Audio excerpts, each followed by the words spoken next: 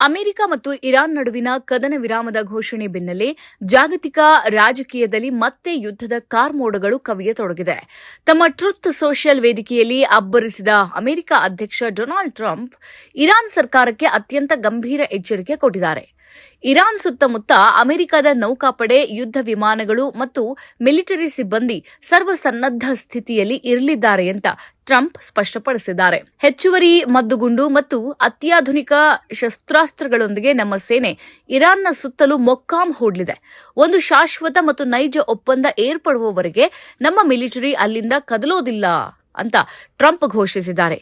ಒಪ್ಪಂದದ ಪಾಲನೆಯಲ್ಲಿ ಇರಾನ್ ಒಂದು ವೇಳೆ ವಿಫಲವಾದರೆ ಅಥವಾ ವಾಷಿಂಗ್ಟನ್ನ ಷರತ್ತುಗಳನ್ನು ಗಾಳಿಗೆ ತೂರಿದ್ರೆ ಅಮೆರಿಕ ಹಿಂದೆಂದೂ ನೋಡಿರದ ರೀತಿಯಲ್ಲಿ ಭೀಕರ ಮಿಲಿಟರಿ ದಾಳಿ ನಡೆಸಲಿದೆ ಅಂತ ಎಚ್ಚರಿಸಿದ್ದಾರೆ. ಯಾವುದೇ ಕಾರಣಕ್ಕೂ ಒಪ್ಪಂದ ಮುರಿದ್ರೆ ಆಗ ಗುಂಡಿನ ದಾಳಿ ಆರಂಭವಾಗುತ್ತೆ.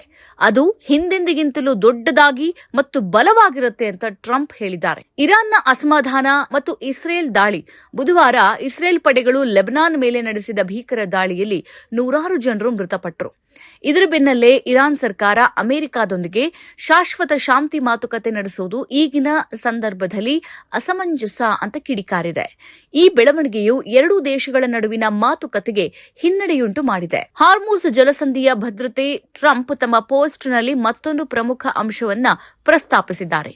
ಇರಾನ್ ಯಾವುದೇ ಪರಮಾಣು ಶಸ್ತ್ರಾಸ್ತ್ರಗಳನ್ನು ಹೊಂದಿರಬಾರದು ಮತ್ತು ಜಾಗತಿಕ ತೈಲ ವ್ಯಾಪಾರಕ್ಕೆ ಪ್ರಮುಖವಾದ ಹಾರ್ಮುಜ್ ಜಲಸಂಧಿಯು ಸುರಕ್ಷಿತವಾಗಿ ಮತ್ತು ಮುಕ್ತವಾಗಿರಬೇಕು. ಇದನ್ನು ನಾವು ಖಚಿತಪಡಿಸಿಕೊಳ್ಳುತ್ತೀವಿ ಅಂತ ಹೇಳಿದ್ದಾರೆ. ಟ್ರಂಪ್ ಅವರ ಈ ನಡೆ ಇರಾನ್ ಮೇಲೆ ಗರಿಷ್ಠ ಒತ್ತಡ ಹೇರುವ ತಂತ್ರದ ಮುಂದುವರಿದ ಭಾಗದಂತೆ ಕಾಣುತ್ತೆ. ಇರಾನ್ ಈ ಬೆದರಿಕೆಗೆ ಮಣಿಯುತ್ತದೆಯೇ ಅಥವಾ ಮತ್ತೊಂದು ಸಂಘರ್ಷಕ್ಕೆ ನಾಂದಿ ಹಾಡುತ್ತದೆಯೇ ಅನ್ನೋದನ್ನ ಕಾದು ನೋಡಬೇಕಾಗಿದೆ.